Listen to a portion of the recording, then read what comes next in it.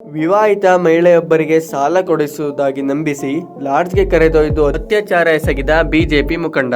ಸೂರನಹಳ್ಳಿಯ ಚೆಲುವರಾಮು ಬಂಧಿತ ಆರೋಪಿ. ಮನೆಯ ಕಷ್ಟದ ಕಾರಣಕ್ಕೆ ಜಮೀನನ್ನು ಮಾರಾಟ ಮಾಡಲು ಮುಂದಾಗಿದ್ದ ಮಹಿಳೆಗೆ ಅವರ ದೂರದ ಸಂಬಂಧಿ ಮೂಲಕ ಆರೋಪಿಗಳಿಬ್ಬರು ಪರಿಚಯವಾಗಿದ್ದರು. ತಾವು ಬಿಜೆಪಿ ಮುಖಂಡರಾಗಿದ್ದು ಸಚಿವರು ಹಾಗೂ ರಾಜಕಾರಣಿಗಳ ಸಂಪರ್ಕ ತಮಗಿದೆ ಎಂದು ಪರಿಚಯಿಸಿಕೊಂಡಿದ್ದ ಇಬ್ಬರು ಜಮೀನು ಮಾರಾಟ ಮಾಡಿಸಿ ಕೊಡಿಸುವುದಾಗಿ ಭರವಸೆ ನೀಡಿದ್ದರು. ಜಮೀನಿನ ದಾಖಲೆಗಳ ಸಂಗ್ರಹದ ನೆಪದಲ್ಲಿ ಮಹಿಳೆ ಮನೆಗೆ ಆಗಾಗ ಬಂದು ಕುಟುಂಬದವರನ್ನು ಭೇಟಿಯಾಗುತ್ತಿದ್ದರು.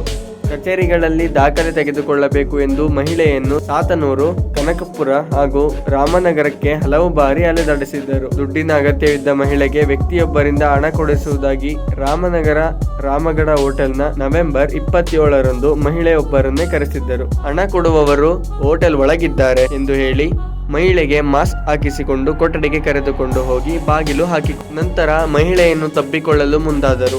ಪ್ರತಿರೋಧ ತೋರಿದ ಮಹಿಳೆ ಕಿರುಚಿಕೊಂಡು ಬಿಟ್ಟು ಬಿಡುವಂತೆ ಬೇಡಿಕೊಂಡರೂ ಬಿಡದ ಆರೋಪಿಗಳು ಮಹಿಳೆಯ ಬಟ್ಟೆ ಹರಿದು ಹಲ್ಲೆ ನಡೆಸಿದಾಗ ಪ್ರಜ್ಞೆ ತಪ್ಪಿದ ಮಹಿಳೆ ಬೆಳಿಗ್ಗೆ ಎಚ್ಚರಗೊಂಡಾಗ ಹೋಟೆಲ್ನಲ್ಲಿ ಯಾರೂ ಇರಲಿಲ್ಲ.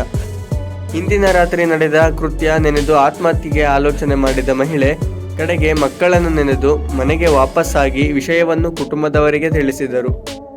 ಅಂದು ಸಂಜೆ ಕರೆ ಮಾಡಿದ್ದ ಆರೋಪಿಗಳು, ನಾವು ವಿಡಿಯೋ ಕರೆ ಮಾಡಿದಾಗೆಲ್ಲ ನೀನು ಬಟ್ಟೆ ಬಿಚ್ಚಿ ತೋರಿಸಬೇಕು, ಇಲ್ಲದಿದ್ದರೆ ನಮ್ಮ ಬಳಿ ಇರುವ ನಿನ್ನ ನಗ್ನ ವಿಡಿಯೋಗಳನ್ನು ಸಾಮಾಜಿಕ ಜಾಲತಾಣಗಳಲ್ಲಿ ಪೋಸ್ಟ್ ಮಾಡಿ ನಿನ್ನ ಮಾನ ಹರಾಜು ಹಾಕುತ್ತೇವೆ ಎಂದು ಬೆದರಿಸಿದ್ದಾರೆ ಎಂದು ಮಹಿಳೆ ಆರೋಪಿಗಳ ವಿರುದ್ಧ ಠಾಣೆಗೆ ದೂರು ಕೊಟ್ಟಿದ್ದರು.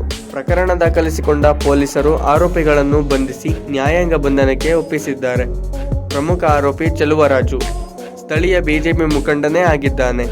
ರಿಯಲ್ ಎಸ್ಟೇಟ್ ಸೇರಿದಂತೆ ಇತರ ವ್ಯವಹಾರಗಳನ್ನು ಮಾಡಿಕೊಂಡಿದ್ದಾನೆ. ತಲೆಮರೆಸಿಕೊಂಡಿರುವ ಮತ್ತೊಬ್ಬ ಆರೋಪಿ ರವಿ ಪತ್ತೆಗೆ ಬಲೆ ಬೀಸಲಾಗಿದೆ ಎಂದು ಪೊಲೀಸರು ತಿಳಿಸಿದರು.